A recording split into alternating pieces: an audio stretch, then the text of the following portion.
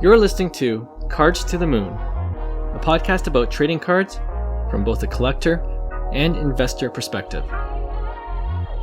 We hope you'll stick around for the ride as we take a deep dive into the state of the hobby, share some hot takes, hopefully some useful advice, and fun stories along the way. Hey guys, we're back for another Tuesday episode of Cards to the Moon. I'm Clark from 5 Card Guys on Instagram, and with me is Hyung of Integrity Sports Cards and John at Trade You at Recess. So off the top, I'm sure you guys heard the news, but the Wander Franco 2022 Top Series 1 Platinum card, a 1 of 1, was pulled this past week. And I think the most surprising to me, at least, is that it was pulled out of a pack sold at Walgreens, which is like a Shoppers Drug Mart for our Canadian friends here, right? So I don't even know all the details, but I think it was pulled out of a regular... Is that confirmed, or is Walgreens sponsoring that? Right. I think it's confirmed by the guy who pulled it, and I think I saw it on his Instagram. But yeah, I'm not even sure if it just came out of a regular cello pack or... It's like a blaster. I don't know. It was Walgreens. It is wild. The fact that you pull the 101 Platinum, the Grail of 2022, in a I guess retail pack. I guess right. With a lot of people, it kind of like they were upset at that, especially the true collector who like to chase in hobby boxes, for instance, right? So I just wish that they made the card look like better. It's like your 1 of 1 Platinum. It's one of the hardest hits to achieve in paper, and it's like a normal gray card. Yeah, it's just a gray card, right? Nothing shiny, no super fractor. But I believe like the 2011 Mike Trout 1 of 1 sold for north of $1 million or something. So it's a big time card. 1.1 million for a BGS 9 mint condition. That card. Is wild. Yeah, Mike Trout. So, well, that's a good segue. How much do you think this could go for? If, let's say, because these paper cards are notoriously hard to grade, get a PSA 10. So let's just say a BGS 9, just like that Mike Trout 2011 Topps Update Platinum got. If it was a BGS 9 Platinum 1 of 1 for Wander Franco, what's your guess? Oh, man, that's tough. I got to say north of 100K right now, the way Wander Franco's playing. Right. I remember when the Tatis Platinum was pulled, the 410 paper, and I think it went for a lot cheaper on the initial sell, but I could be totally wrong. But I think it's going to be a big card just because Wander Franco doesn't seem like he's going to stop anytime soon. Like he's coming out the gates hot. He might win a batting title this year. Like he's special. Like we talked about, before he even entered the major leagues. This guy's an 80 hit tool. So the fact that the one of the biggest cards, it is the biggest card. Obviously, the Topps Chrome Superfractor is going to be just as big for 2022. So to see that being pulled. I don't know what I think about it being pulled in retail, though. Like, I think it should have maybe been in a hobby box or something, Like, but the hobby snob, I mean, if I'm happy for the owner, like, especially like if a kid pulled that at the end of the day, like that's a crazy pull. Like that's a life-changing pull, and it gives hope, I guess, to when you're chasing, when you're just ripping and. You're chasing, a potential payout. Yeah. Right? So, yeah, it's wild. Wild to see. So, Hyung is the hobby box purchaser. I am the retail purchaser. So, to see that news makes me happy for sure. Because it gives you, as a retail purchaser, it gives you that hope, right? Because time and time again, I think in the hobby, it was kind of known that if you want to chase the big boys, you got to buy the hobby box. The big colors... The super fractors, they come out of the hobby box. Jumbo, yeah. You might get a super or you might get a platinum 1 of 1 of some no-name Joe Schmo out of retail. But if you want to get the Luis Robert, you want to get the Tatis, like those are coming out of the jumbo or the hobby boxes.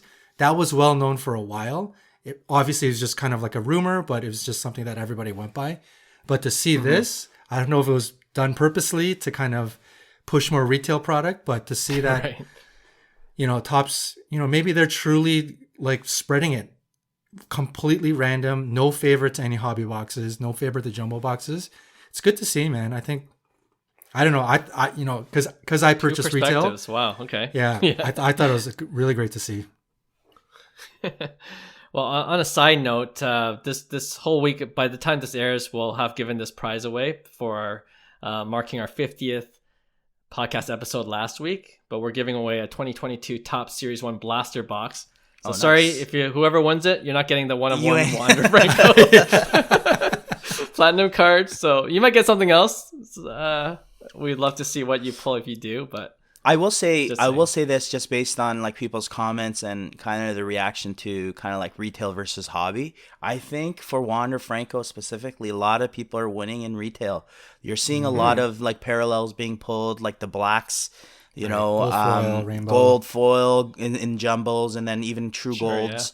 A lot more people are pulling it in retail. I personally ripped a lot of hobby boxes, and there ain't anything in there except for, you know, a bunch of base Wander Franco rookies. And even at that, it's one per hobby box. So I'm well aware of the rarity of the parallels, especially paper parallels. I mean, it's not the funnest rip, but I mean, if you pull a big Wander like an Independence Day or a Black, I think it's definitely going to be a game changer for kind of like your collection, right? So, sure. yeah. Yeah, for me personally, I don't know how I feel about, you know, hobby versus retail, but it is nice to see that, you know, like the Top Series 1 box in general is affordable, you know, relatively speaking. So like a lot of people can get into it and then hopefully hit. It's not one of these high-end, you know, Panini Flawless or National Treasures we're talking about. So it's good to see that the masses have a chance to get some of these big hits. You can check out the hit. You can see the card itself if you check out at Jesus Junkies Instagram page. I think he's the one that pulled it out of the Walgreens store. And he said that it's already been sold to at 7th inning stretch _ on Instagram. And on their Instagram page, they said they just sent it off to PSA. So we'll see what it goes for. Yeah, like I said, like paper cards are hard to grade, right? Like, Very, right? very condition sensitive. Yeah, you can see chipping or absolutely. corner wear. Right. Yeah. So, you know, hopefully it comes back. I'm guessing I'll be a PSA 9. That's probably my guess. Right. If he's lucky. But yeah, it'll be really interesting to see what it comes back as and what will ultimately resell for if 7th inning stretch decides to post it for sale. All right. Let's move on now then to our regular segment we call Hobby Headlines. And this week, we're going to return to a segment we did early on when we launched this podcast, and we called it Hobby Logic. And to explain what Hobby Logic is, it's something, I don't know, like it's something that makes sense only in the hobby, you know? And we'll go through some examples, and I don't know if we have any new ones since we talked about it last, but and maybe we'll go through some old ones that might have changed because the hobby has changed. So I'll start off first, and you guys can come up with your own Hobby Logic examples, and then we can have a discussion. But one is like the Silver Prizm for, say, basketball cards, right? Mm-hmm. Some of the Silver Prizms are worth more still than colored prisms that are numbered, that are more rare. That could fall into the Hobby Logic category, right? For sure, like you think for sure. silver, and I think silver in general is the easiest parallel to get, right? Of all the there's more of them. Like silver's, I think the silver is like the most basic parallel you can get. Yet, you know, for some players, it's not, you know, a colored to, you know, whatever, $2.99 blue might not be worth as much than its silver parallel, you know, comparing the two. Right. I think silver hits different. I think it's a different, like silvers are, like we talked about in previous episodes, liquidity is a great example of that. Like people like it because it's different than the base, but you don't have to, it's easy to comp because you have everyday prices, because there is a certain aspect of rarity, but it's not as rare where, you know, you have buyers out of that loop. Right, it's kind of in play for a lot of I guess, a lot of collectors and investors. So, it to me. That's always been kind of like a hobby logic thing.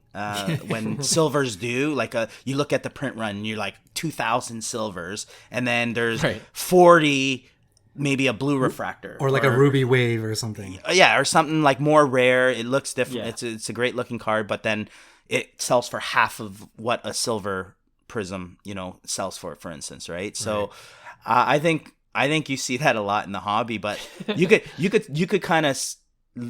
I always use it as, let's just say this whole card game was all said and done and we all cash out. I think long term, I think it will eventually correct itself. I truly believe that. Like, I truly believe that eventually that's the value buy, right? Because everybody's focused on, the silvers, and it shouldn't be selling for more than a rare card, because it should go down to the supply and demand. And I think over time, when, like, for instance, you see it in the more modern cards, the 2018, I'd say 2018 is when, like, that cutoff is, where you'll start seeing less and less numbered Luka cards and Trey cards available, and you'll start seeing more, like, I guess it just takes longer to, I don't know what my point is, but, like, I think eventually it will correct itself. Like, there's going to be a point in time people are like, this was stupid. But that's hobby logic, right? Yeah. That's pure hobby logic. Silver is the classic hobby logic, because I can understand the concept, right? Silver is basically Topps Chrome Refractor. And back in the day when Topps Finest and Topps Chrome first came out, I think Topps Finest was either 93 or 94. Topps Chrome was 96 in basketball. And you only get 2 of these per box, and it's only the one parallel. That was the first time it was like sort of this parallel concept within high cards showed up. So I get it, like the OG collectors, there's an appeal there, because like the refractor, the silver, that's that original rainbow. That's the OG parallel, right? But then it's funny because not only is Prism Silver a hobby logic in that it's more expensive than other parallels within the sets, it's only in Prism. Like, it's only Panini. It's not like Topps. It's not like the OG Topps Chrome Refractor is also following that same path, because Topps Chrome Refractor is also very easy to get. It's the easiest parallel to get. And the pricing shows in Topps Chrome Baseball, it shows that it's the easiest to get. It's one of the cheaper parallels to buy. So it's funny how the OG was Topps Chrome and it corrected itself. But for some reason, Hobby Logic, Panini Prism didn't follow that path, and the silvers are like on a different stratosphere compared to other parallels like Ruby Wave and Fast Break that are a lot tougher to hit than the silver, right? Right. Yeah, like, man, I want to believe what you said, Hyung, that it's going to correct itself. But, and when I first got into it, I'm like, oh man, these guys are like, I'm getting numbered cards, that's the. And then, after a second year of collecting, third year of collecting, I'm seeing all these silvers sell for a lot more than what I have. Yeah. And now finally this year, I'm like, remember we had that episode where, like, guys, should I get the Luka Doncic Silver Prism, PSA 10 or the PSA 9 of the red, numbered 299 or 199, right? And then I'm like, I'm getting the silver. The silver PSA 10. Yeah.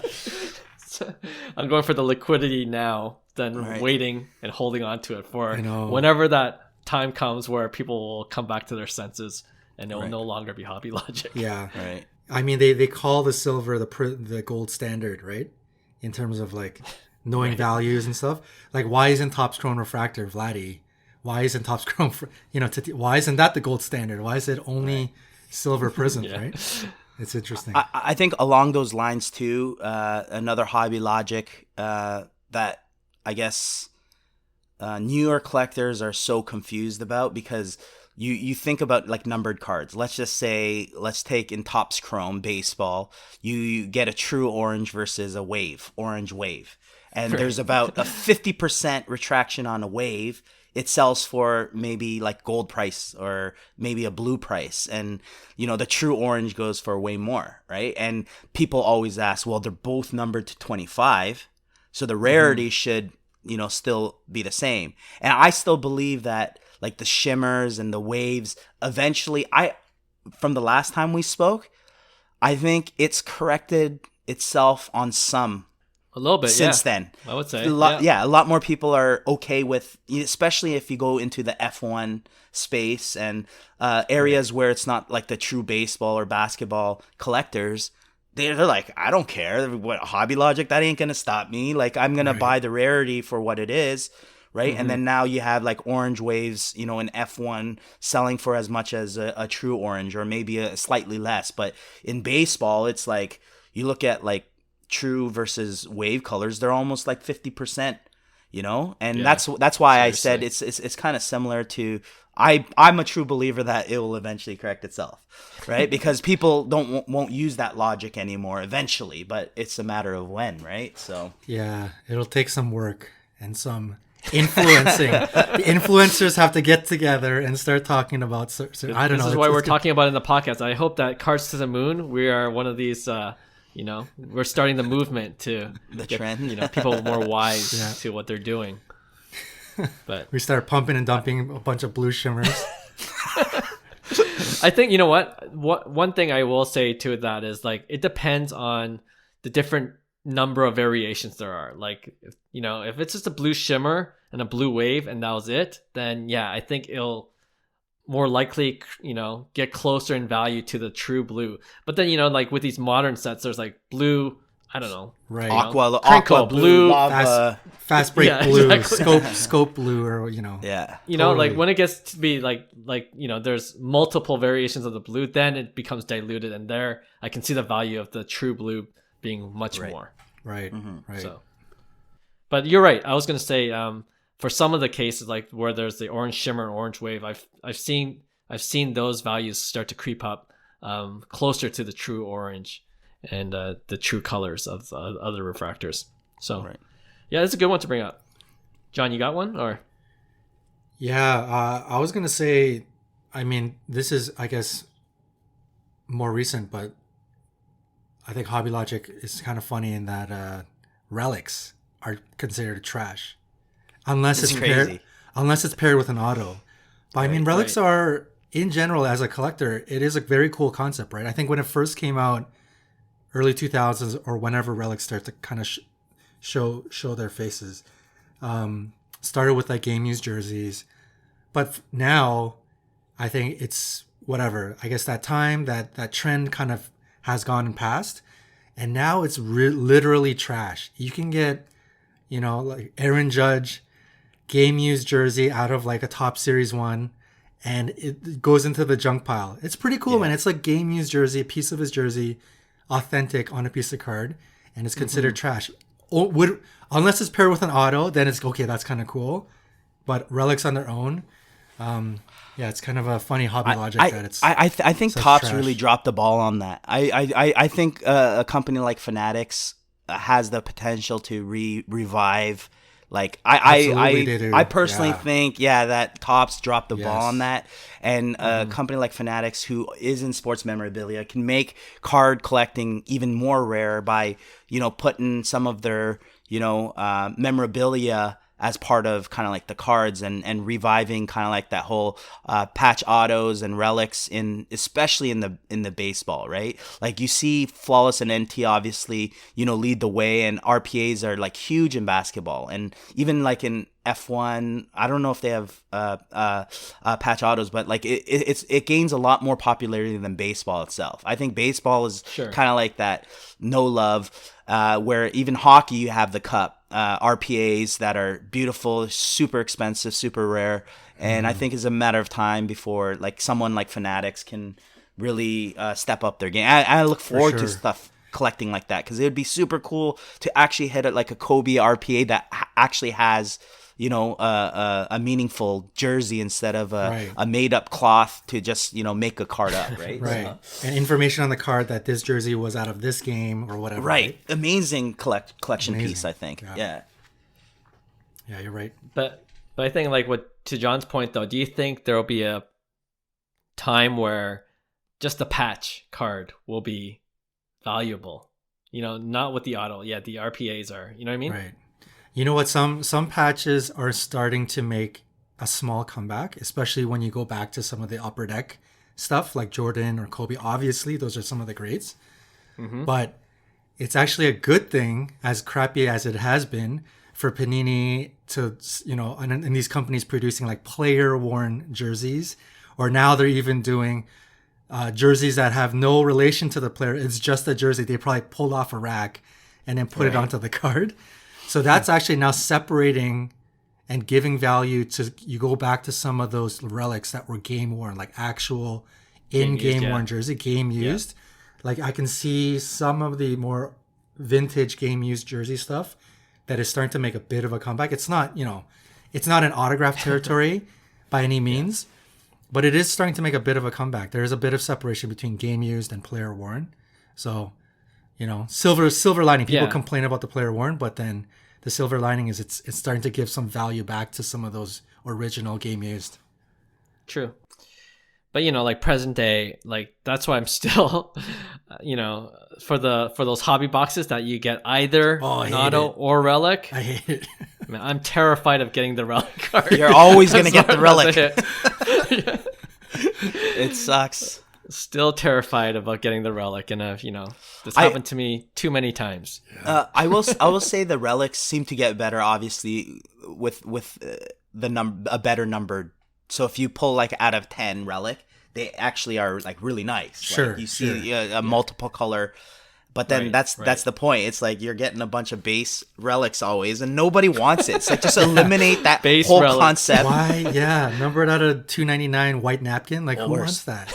It's the worst, especially when you're ripping like Topps Heritage or Series 1. You want like something meaningful, and then you normally get a relic, right? And that's one of the worst, especially like retail. That's why I don't like purchasing retail, for instance, especially like Topps Chrome Blasters or like Topps Series 1 Blasters, where you're guaranteed a relic. And you're paying, the inflated, whatever price it is because you're guaranteed a relic, Junk. right? Yeah, it's just straight trash, right? So I'm hoping Fanatics steps up their game and makes it, gives it a little revival and makes it more of a collectible piece. That's what I'd like to see in the hobby for sure. Yep, agreed. All right, I got a new hobby logic. I don't know if you got any new ones. We were revisiting old ones that, it's kind of fun to see if it's changed at all in the hobby. But here's a new one. I don't think we brought it up in a previous episode. PSA 9 cards, in some cases, are being valued under raw cards. Do you know what I mean? Like PSA 9 is considered a mint condition. And, like if you don't hit that PSA 10, it's not worth your investment now, right? Like, do you think that's going to change? What's going on there? Oh, man, it's one. I'm not happy with PSA lately. Okay.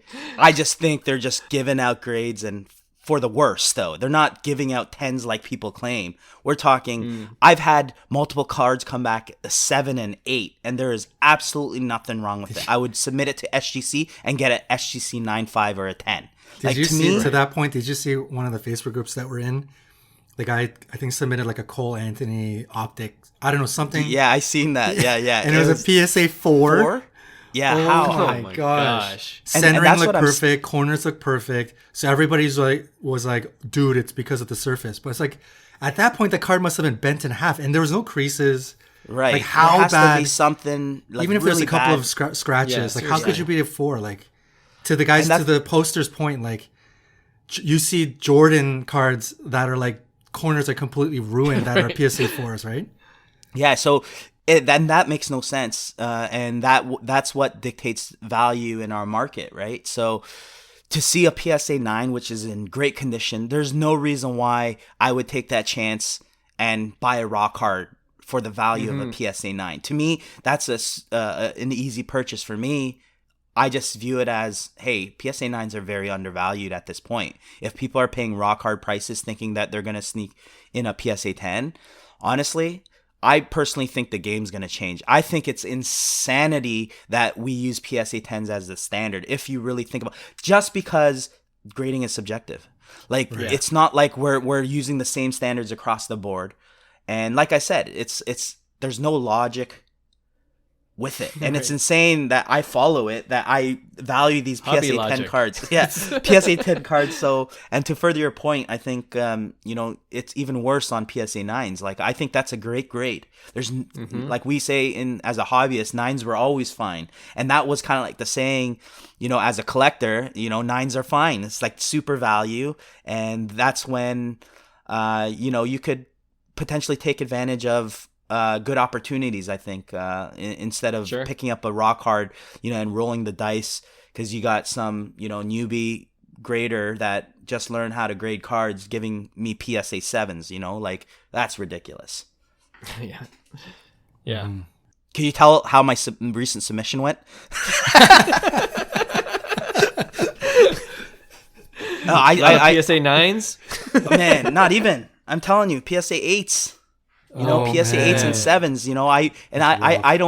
I don't submit my cards if I don't think that it has a chance at gemming, because at that point I'm picky about that. I'm very picky with what I send. So that's why I know that it's whack, is because I'm experiencing this, and it's not only me. And this is a totally different road that we took this in, but I see this common with multiple people, like, complaining about the same thing, like a PSA 4. Like, there should be an explanation why my card got a PSA 4, right? So Right. That's one big beef with me with PSA. Like, you have no idea why it got the grade that it did. Right. Right? And no response, no feedback, yet you pay $100 and something per card or whatever now, right? Yeah. Unreal. Yeah. Johnny, you have any thoughts on this, or? No, it's tough. I think it is definitely hobby logic. It's too bad that the PSA 9 just doesn't hold the value, because push comes to shove, it is a very, very mint card. And when we were collecting back when we were kids, that's what we didn't know about grading. We just knew sharp corners.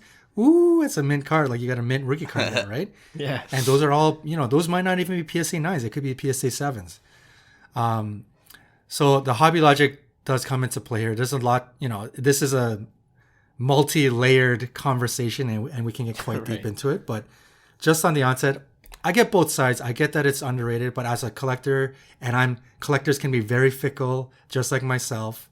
I hate looking at 9. I hate it. Like, I accept it. I accept low grades on a lot of my PC cards that I sent in, because that's like a forever. I just want it encapsulated. But for some of my, more modern cards or investments or things that I'm collecting, I hate seeing the 9. So I can understand why it takes the hit that it does take. Maybe a little bit too much, but I can see why there's such a multiplier for a 10 in any grade. SGC 10, PSA 10. And even, like we talked about, why BGS 9.5, even though it is the same grade, why it takes such a hit too, right? When they decided 9.5 is a gem mint. I was going to say that too. Like, it's a similar kind of case where, like, why is BGS 9.5 so undervalued compared to a PSA 10, right? So, I don't know.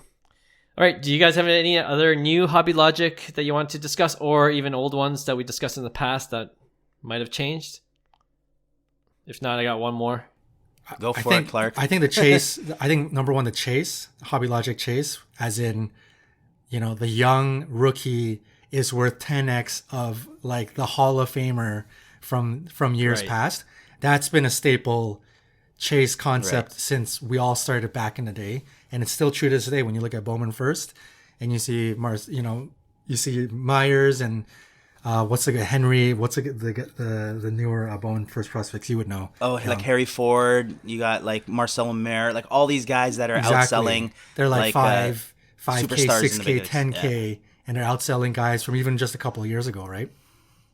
Yeah, and it's the potential. It's the potential. Yeah, that's what I always say. It's just crazy. It's like wild. Human behavior, right? And that's never going to change. That hype, that like chasing that potential, the ceiling, all of that stuff, right? So, and I find that, like, a lot of people discuss that point, John, is like, people are like, why would you invest in kind of like prospects versus Marcelo Meyer versus Paul Goldschmidt or something like that. Right? Yeah, somebody who's established a Hall of Fame career, right? And I think if sports card collecting was that linear and that black and white, and it's all about, stats and who the best player is, then yeah, that would be the case. But unfortunately, we live in a society that's driven by capitalism, by marketing, by all these different factors that we don't realize why, things become the spotlight of the current theme or the time, or like, for instance, a release of 2022 Topps Chrome.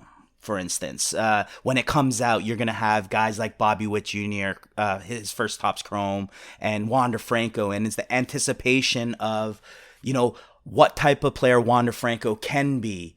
And if you do pull that orange or red, Chrome auto, you're going to go in that Acuna territory or a Tatis territory of historical crazy highs of record-breaking sales. So there's so many factors, I think, that that come into play where we totally dismiss, right? And we say it should be linear. It should be black and white like this because he has a better career. His card should be more. And unfortunately, our world doesn't work like that. No, so and it's part of that hobby logic, right? And I think as more people realize that, you'll find where the extreme value is in the long term, right? So, and with any IPO release, you'll see that there's a spike in prospects. So the rookie cards, the chase, the fact that there's a new release, all that plays into factor. But they're in the long term, they're right. If you look at the trends, I guarantee you'll win with the GOAT type players in the long term investment, even in vintage. You look at vintage cards, they are on a crazy bullish run, even more than modern cards, right? You don't have the volatility, and those are safe investments. Yet we still run to the modern cards. I just think we like to live in the extremes, right? We like to go for that hot prospect with infinite potential, or we like to get the GOAT cards. That's it. Nothing in between. We don't want them. We don't want the Goldies. We don't want the Goldschmidts. We don't want the Arenados. No, we live in the extremes. Yeah. That's a good one. I think we'll end off the segment there. I got another one. We'll save it for next time. But it's always fun to kind of revisit these hobby logic and what makes kind of the hobby fun in a way, because it doesn't make sense, but we live with it, and that's all we can do, unless we start to change people's minds, which I'm hoping this podcast will do for some of these hobby logic topics we've been discussing today. All right, let's move on then to our next segment we're calling Match Game. All right, we played this last week, I believe, and I thought it was fun, so I'm going to bring it back with a little bit of another twist. But for those who missed our Match Game segment last week, it's where I give you guys 3 cards or players or things, and then you got to buy one, sell one, or hold one, okay? And you can't buy all 3 or sell all 3. It's not. That's not the rules of this game, okay? All right. So you got to match each of. You got to match each of these to either buying, selling, or holding. What are you gonna do? Okay. That was directed at me, right? He always breaks the rules for some reason. Okay. It's like, I'll follow. I'm gonna buy these 2 and sell this one. I'm like, no, that's not how it works. All right. I only have 3 subsets. So let's start with the first. All right. Are you buying, selling, or holding one of these? PMG cards, Color Blast cards, or Kaboom cards? So it's a little twist. What we did last time, we actually chose players from each of the major sports. I'm choosing sets this time. All right. So it's tough. Yeah. This is very tough. I like it though. It's very interesting, and these are all hot subsets right now, right? Man, right. I'm selling PMGs right now. I'm buying Color Blasts. I'm holding Kabooms. Okay. Interesting. Why? PMGs have a lot of steam in the last year. They're popular. A lot of people have given up on the Color Blast. Color Blasts were so 2021, I'd say, if that makes sense. But I believe long-term Color Blasts are great cards. And I think there's a hype for PMG cards right now. So I think you're gonna maximize on profit by selling your PMGs and go where other people aren't going. So Color Blasts aren't as popular, and Kabooms are, I believe, one of the strongest, I guess, insert sets in modern cards right now. It seems to be that way. Or I guess Kabooms are. I could be totally wrong, especially a gold Kaboom. Like, to me, it's like those are the kind of like grail cards that you want for the Kaboom. So I'm going to hold the Kaboom. I'm going to buy Color Blast right now. Okay, that makes sense to me. Interesting. John? I'm going to I'm going to continue to ride the PMG wave. I'm going to say buy PMGs.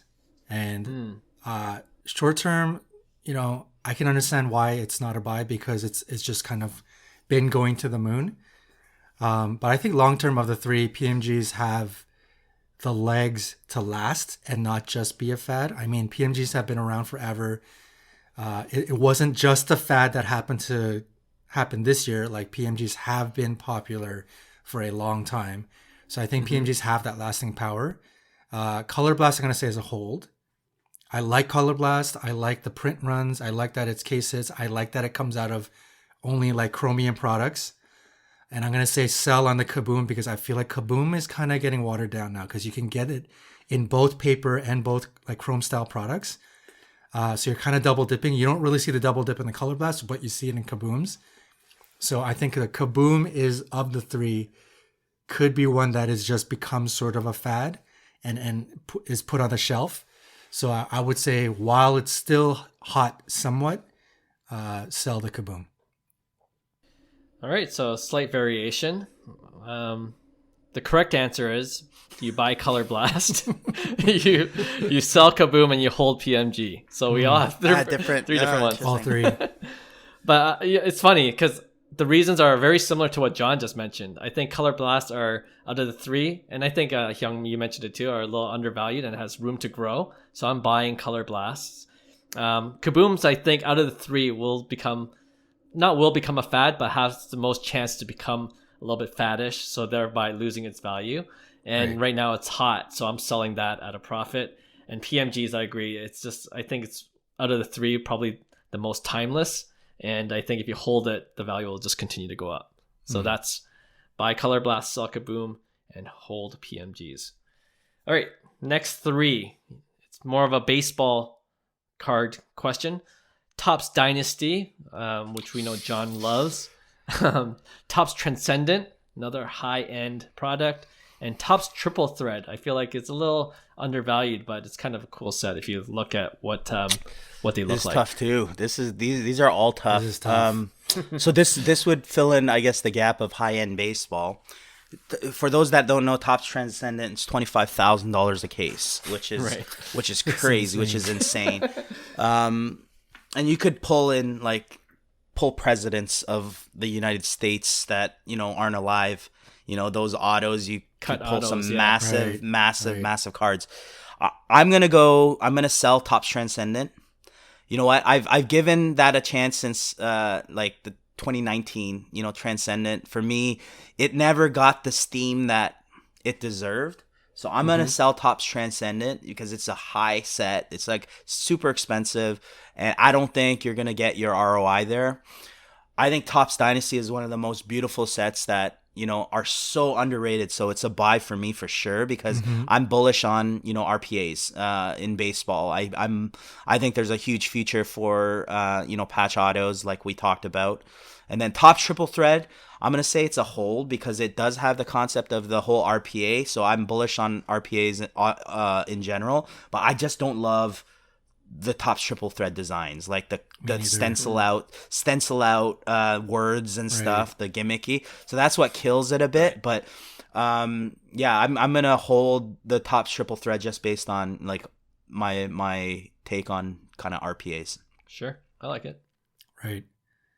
Topps Dynasty is the buy, no question. That's an easy one.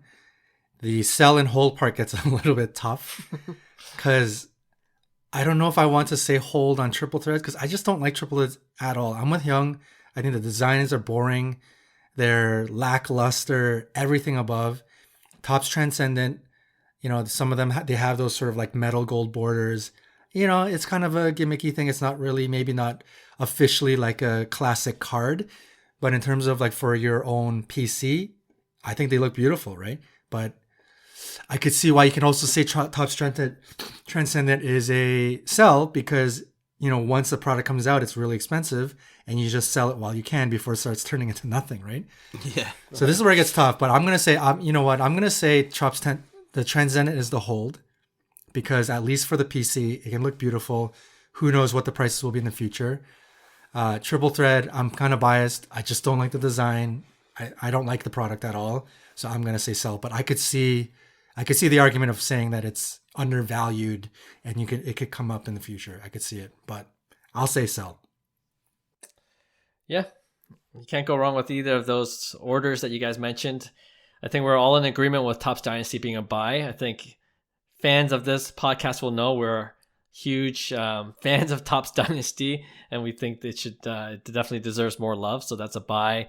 And some of these RPAs are, or even not even RPAs, like just autograph patch, of veteran players look like very classic, very sweet. Right. And I think and it's relatively affordable. So that's definitely a buy.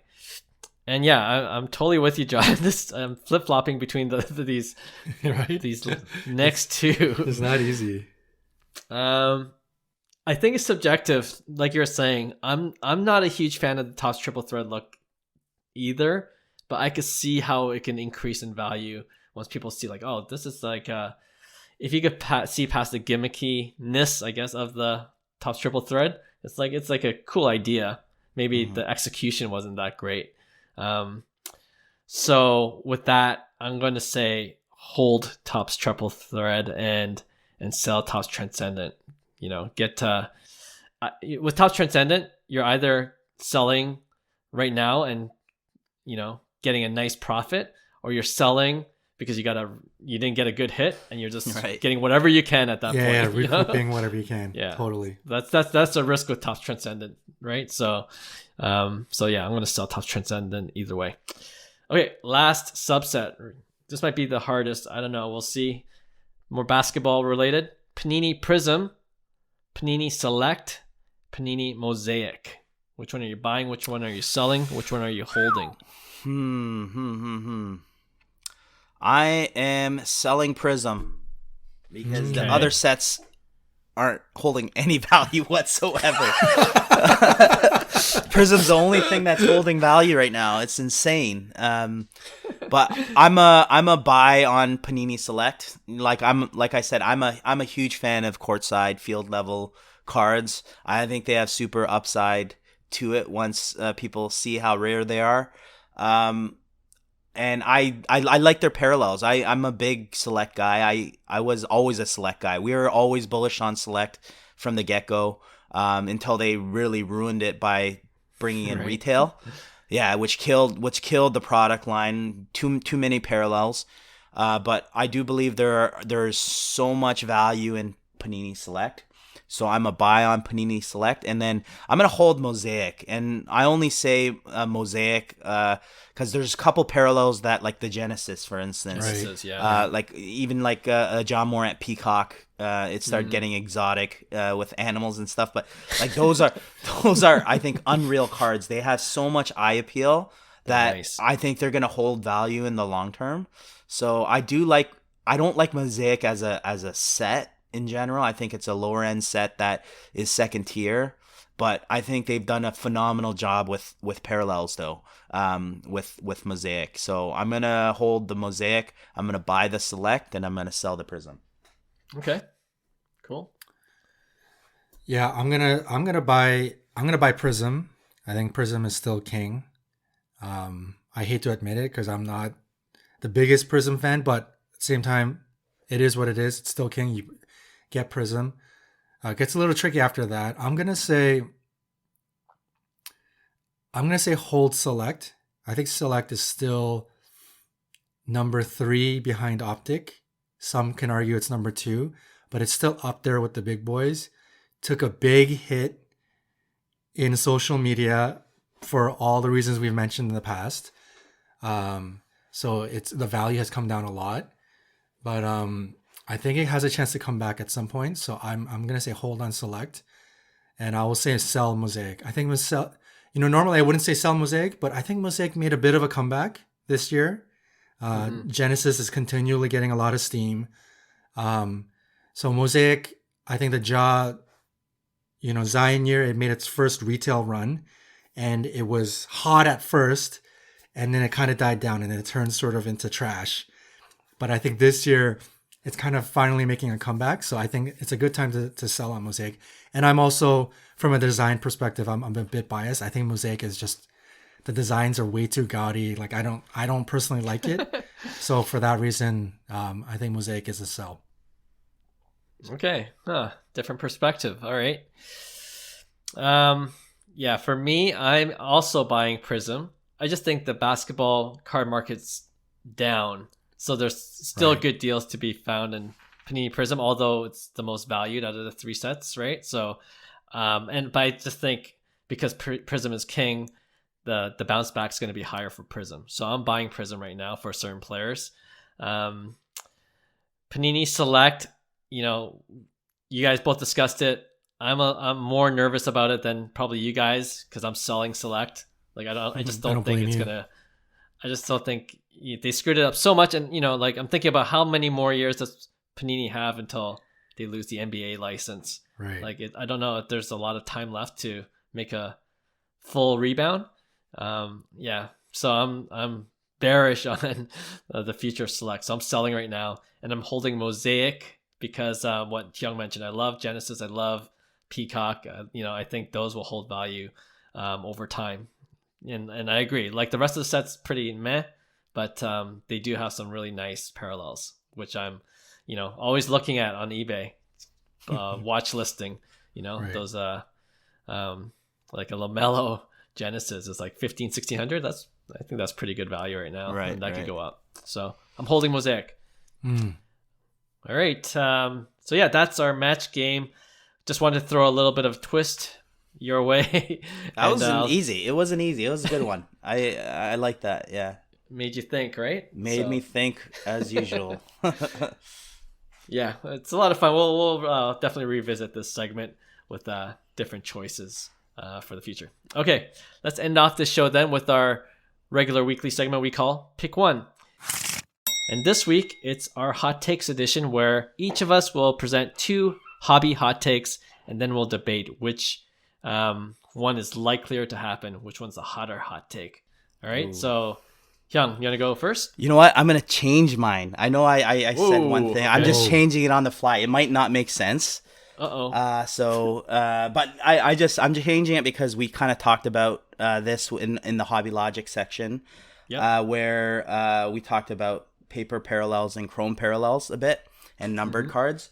So I'm gonna go with paper parallels, right? In baseball specifically, paper parallels are undervalued versus chrome parallels are overvalued. Ooh, that's a good one. So paper parallels, I'm talking about. So we talked about the Wander 1 of 1. That would be considered a paper parallel. Obviously, the Superfractor would be the chrome parallel. So in paper parallel, in tops, for instance, you got the clear out of 10. You got the camo out of 25. You got Mother's Day, Father's Day out of 50. You got black out of 67. And then you got Independence Day out of 76. We'll stop at that because we won't go into more print runs, but that's your paper parallel. So those are undervalued versus your chrome refractors, your refractors, your pinks, your colors, your blues, your greens to 99, your golds to 50, and your oranges to 25 are overvalued. John, get you up first because this is messing with my brain. It's one of those ones that are I gotta rethink it through. Chrome is overvalued versus Paper is undervalued. Okay. Yeah.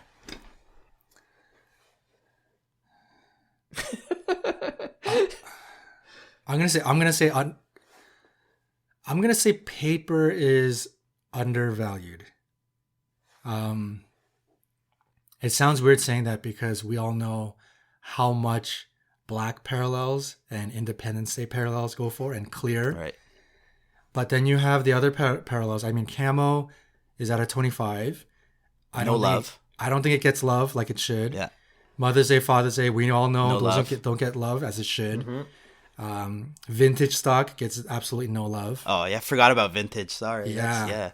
Yeah. So I'm going to say, based on the amount of chase that paper flagship has and how hard these parallels are to hit, people really only go after like black and Independence Day. They don't really, the other ones don't really command those big. I mean, it still does. If you hit a Mother's Day Wander, it's still big money. But in comparison to the print run of numbered out of 50, I will say the paper is a bit undervalued. Okay. What about you, I'm going to go the other way. I think, thinking about this, I think chrome parallels are overvalued. I think I'm going to make the argument based on the opposite, that I don't think paper parallels are undervalued. Like it's for me at least, a lot of these paper parallels are pretty lackluster. Like I don't see the big deal with Father's Day. I don't see the big deal with Mother's Day. You can see why it would not be that popular. Totally. Yeah. It's just like a different color border. That's that's the computer did, and it's not like anything special about it, right? So I think it's justified for some of these paper parallels to be worth nothing for the average baseball player, so for that reason I think I'm arguing that the other way, chrome parallels are overvalued. That's I don't even know my answer, to be honest. I kind of want to just go on to the next. I guess for me, I was always the question was always paper versus chrome. Like before the whole chrome hype, obviously the market spoke and chrome won out. And I'm still a believer in paper parallels. I think they're so rare and so condition sensitive. And there's so many people have jumped on that chrome train, and a lot of people prefer chrome over paper. So I'm going to say paper is undervalued still. I think there's like the parallels that, the paper brings, they're actually like, for the most part, I would say Topps did a phenomenal job in 2018, specifically in 2019.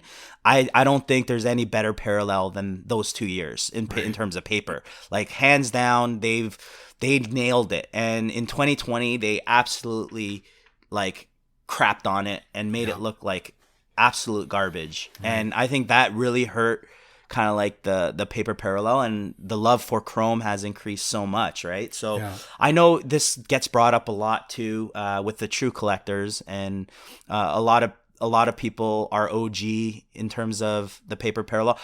If you look at my collection and see kind of like where I make my purchases, I actually have a lot more paper parallels than I do chrome parallels, right? Because I do believe that they are undervalued still.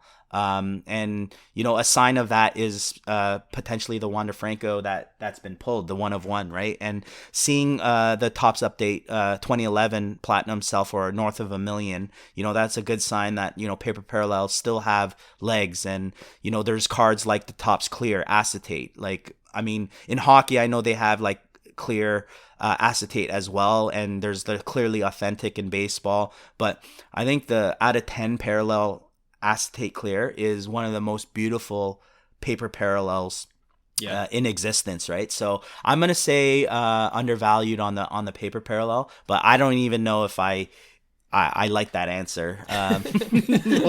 We'll see when I think about it tonight. I don't know if we believe that it's gonna actually make a huge comeback. So there you go. But fair points though. I understand where you're coming from. All right. John, okay, you're up.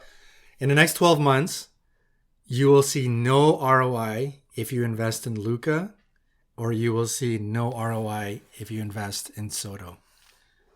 Damn.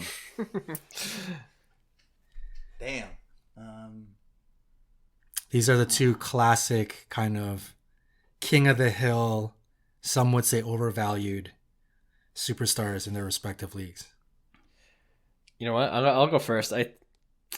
I think you'll see no ROI in the next 12 months with Soto cards. Whoa. Because out of the two, like I love Soto. You guys know that. We all love Soto. Out of the two, like his prices are still relatively high, right? And I think he's one of those guys that you'll really see the breadth of his work when his career is done. Like you'll see the consistent 300 batting average, 30 homers. And right now, like there's so much expected of him. right out of the gate, and you see those values already reflected in his rookie cards. So, and on the other end, like Luka's cards have been going down, and I think a rebound is imminent, which is why I bought the Silver Prizm PSA 10. So I think within the shorter timeline of 12 months, I think it's more likely we see Luka's cards take a rebound and see a good ROI. Hopefully, maybe it's because I'm invested in the Luka cards. Maybe it's a little bit of hopium, but you know what? That was my original train of thought too, Clark. I was originally gonna say there might be more potential in Luka cards to see the ROI, but I'm actually gonna go Soto because I believe Soto's super expensive, but I also believe he's super expensive for a reason, and it's because of the rarity, and that's going to be kind of like your factor of holding that value. So I'm going to go Soto. I guess in the next month you'll see no ROI if you invest in Luka. Right. Not Soto. Because I just think there's so many Luka cards out there with Select, Optic, and Prizm that you're gonna. Good point too. Yeah. You're gonna see a lot more. I guess Prizm's gonna be your only rare in terms of parallels that I guess could hold value. But even then, you even see the retraction coming on Luka. But that's not to say that's a good buying opportunity where you could make that money, right? So I just like the marriage between Soto's cards and what they present and the rarity of Soto and the type of caliber player Soto is. I don't think when he was coming in 2016, especially his Bowman Chrome auto year, I think he got no love because Vladdy stole the show that year. Right. And Vladdy cards at 2016 were the hype. And Soto doesn't even have base cards, for instance, in Bowman Chrome. Just and then you skip... He just has the auto, and then you skip to his rookie cards. He was put in Topps Update in 2018, which is the later set. So even the Chrome, he missed Topps Chrome flagship, like the Series 1, Series 2, and he was put in Topps Chrome Update, which is a super rare set in terms of print run, right? So I think it's a perfect marriage for Soto cards to retain value and hold just because of the rarity. But I think it's good because I think it could go both ways, to be honest. Sure. Yeah. Yeah, I could see that for sure. Yeah. I brought up these two. Yeah. I brought up these two guys because you guys know these two guys are my next big targets, either now or all the way to the card show in June in Toronto. At the same time, although they're my targets, this little hot take segment, I actually kind of believe in both, which doesn't make sense, but it does make sense if I'm buying these guys for the long term. This is not, I'm trying to get into a big card that I'm going to hold and lock up in a safe. Of the two, I'm going to side with Hyung. I think Luka is the one in the next 12 months that it's possible you will see no ROI. Unless, something happens in this playoffs and he goes off and he win the championship and he's MVP. Obviously, we're going to be completely dead wrong on that. But if he comes out of the first round, you might see a little bit of a bump. But after that, I don't think you're going to see much. And I think it's going to take a lot more long-term investment to see Luka's cards start to go up. And there's a lot available, right? Whereas Soto, I think there's the argument that it's really high now and it's going to come down. I believe in that argument. But it's going to come down and it's going to take another season. It's going to, by 8-9 months from now, off season, approaching the new season, I think Soto's cards are going to jack back up. So I think there is an opportunity to buy Soto at some point in the middle of the lull of the season. And then by the start of next season, I think you're going to see Soto cards come back up and start to, Soto cards are very unique. Like Hyung said, there's just not a lot of them available, and people are quickly snatching up the more expensive ones. So you're only kind of, especially for lower end collectors, you're only kind of left with pink refractors and rainbow foils, and even those are snatching up. So I think Soto's is one of these guys I could understand if you want to FOMO buy, and even if it's a high price you want to get in now, I can completely understand the argument. So I'm gonna say Luka is the one you're not gonna see ROI, and even though Soto's high, I think you can still make some ROI in Soto. All right, cool. You're both a going to good one. see why you're wrong tomorrow when the Mavs win the series. That's the only kryptonite, you know. Yeah. Luka goes off, wins like playoff MVP, you know, brings Dallas a championship, and his prices go bonkers. Let's do a dead wrong segment next week, okay? Yeah, for sure. I hope you're right. I have some nice Luka cards too. You got Luka too, yeah. All right, we'll finish off this pick one with my pick one pair. So first, LeBron James Topps Chrome rookie card PSA 10 will hit sub 5K. It's always going down, you know, with the basketball card market. For reference, it's at 9K last sold. And I remember doing this pick one saying it will hit sub 10K. So we're doubling down now, sub 5K. Or the other GOAT, Michael Jordan's iconic Fleer rookie card PSA 9. Because there's not a lot of PSA 10s there. But PSA 9s will hit sub 20K. It was once 60K at the height, and the last one sold at 24K. Wow. Wow, that's crazy. Man. Do you guys know what the Kobe Topps Chrome PSA 10 is at? Let me try to check right now. I want to say between 10 and 12. I could be totally wrong, but I would say it's around 10 to 15. I would think, but I could be totally wrong. Topps Chrome PSA 10? Topps Chrome PSA 10, Kobe. PSA 10, yeah. The base? Last one sold for 8,467. Okay, so it's pretty low. Peak was 49K. Holy jeez. Yeah. That's insane. Man, this one's hot. Very tough. But I'm gonna say. Sorry. What was it again? Topps Chrome goes. LeBron goes sub 5K. I don't think. 5K. I don't see that happening. I could see Jordan going sub 20, and that's even crazy. I just, you know what? Just seeing like Drake and Golden just ripping boxes of 86 Fleer, and then pulling Jordans like left, right, and center, and good chance that one of those are PSA 9s.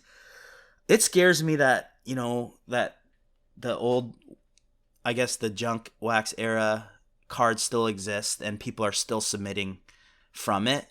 So, and I'm worried about the relativity of MJ. For instance, if like LeBron keeps on playing, will he? I know this is not an argument that I want to make right now over this, saying who's the GOAT, but I just feel like LeBron James is like, he's not done. Like he's a different specimen, and he might have 10 more years in the league, which is insane. He might be playing when he's 50, and like I remember when that Topps Chrome card was sub 2K, and it was in November 2019. And it was about 2K, the Topps Chrome. And I remember not buying it, and I regret constantly. And I told myself it will never, you know, go below 5K. So maybe there's bias in that where my mentality still sticks with that. But I could see Jordan, Fleer, MJ, PSA 9 going to below 20K because MJ's relevancy in society today, it kind of gets lost in the mix. And I think LeBron's going to be around, so I'm going to say MJ PSA 9s go for under 20K. Well, John, who's a known LeBron hater, was looking at you in disgust, when you were saying... I know. when you're making the LeBron argument. That's why I had to make, you know, disclaimers, because I know John's take on my buddy LeBron. Sorry, Clark, what did you say the Jordan Fleer PSA 9 is at right now? 24K last sold. Yeah. Okay. I hate to say this because I really want to choose LeBron. I already know. But I have to go with the MJ. I think for me, no question, LeBron's immediate conversation about his legacy takes a bit of a hit this year. I think his personal legacy, like his overall body of work, doesn't take a hit. But I think that conversation about GOAT status certainly takes a hit. So, you know, LeBron at the worst, you know, at the best, he's up there with MJ. At the worst, he's on sort of a Kobe, kind of level, right? And if Kobe's PSA 10, I don't really see that going to 5K. So your logic will say there's no way the LeBron will go to 5K. I don't see that happening. As much as I'm a hater, I don't see it happening. And when you see, like even, for example, I don't know who it was, but I just saw an IG post by one of the popular Instagram guys. He was submitting. He's like, here's my next submission. And he's flipping through like his card savers. And it's like 25 mint MJ 86 flares. Like they look mint, right? So it's like Hyung said, like Pete, these high-end rollers are still, I don't know how many of these boxes exist, but they're clearly still ripping boxes and just hitting mint condition Jordans, right? I don't think I'll put my money that you're not going to probably see a lot of 10s, but I could see a lot of 9s continue to build. And as people see that, even if there are no 9s continuing to build, as people see this kind of hit the airways, it's going to affect it's going to affect what they think about the Jordan card in general. Like, oh, there's a lot of them out there,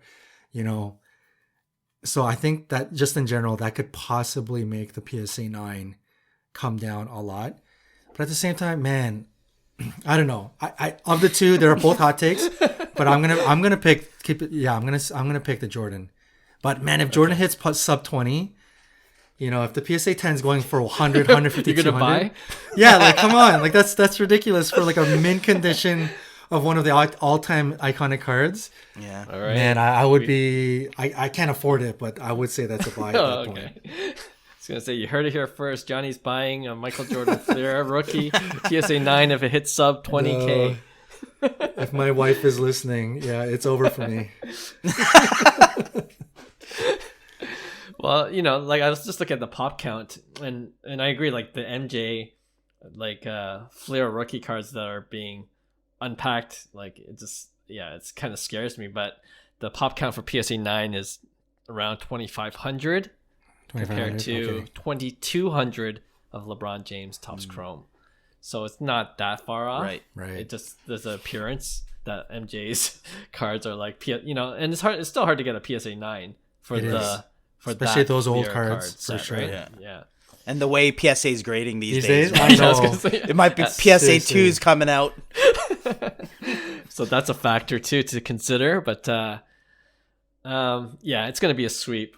Like I just don't, I'm saying this, but I'm like, the last time we did this, I'm like, I don't see LeBron's going sub 10K. So like, you know what? It's a win-win for me. If it does go sub 5K, I'm all in. I'm a buyer. Yeah, I'm a buyer at 5K. I don't know if I'm a buyer at 20K for an MJ 9. Right. If that makes sense. True. Right. Yeah. It does make sense for me. Yeah. If LeBron's Chrome comes down to 5K, that means Kobe's Chrome is at 3K. That means the basketball market is very, very down. So at that point, we will all be buying up a lot of things if that happens. Or the episode will be, is the basketball card market crashing? Yeah. And is it a time to sell all your basketball cards? All right. I thought all three were pretty good. And this episode in general made us think more than usual. But it was another fun show. Thanks, of course, to all our listeners, all our subscribers who listen each week. We have a new show every Tuesday and every other Friday as well. If you like the episode, we appreciate you giving us 5 stars. And we'll see you again next week. Bye. Hey, thanks for listening to Cards to the Moon. We'd really appreciate you subscribing to our podcast wherever you listen to your podcasts. And you can also connect with each of us on Instagram at 5cardguys, or you can follow Hyung at Integrity Sports Cards, or John at TradeU at Recess. You can also check us out at 5cardguys.com. Thanks again, and hope to connect soon.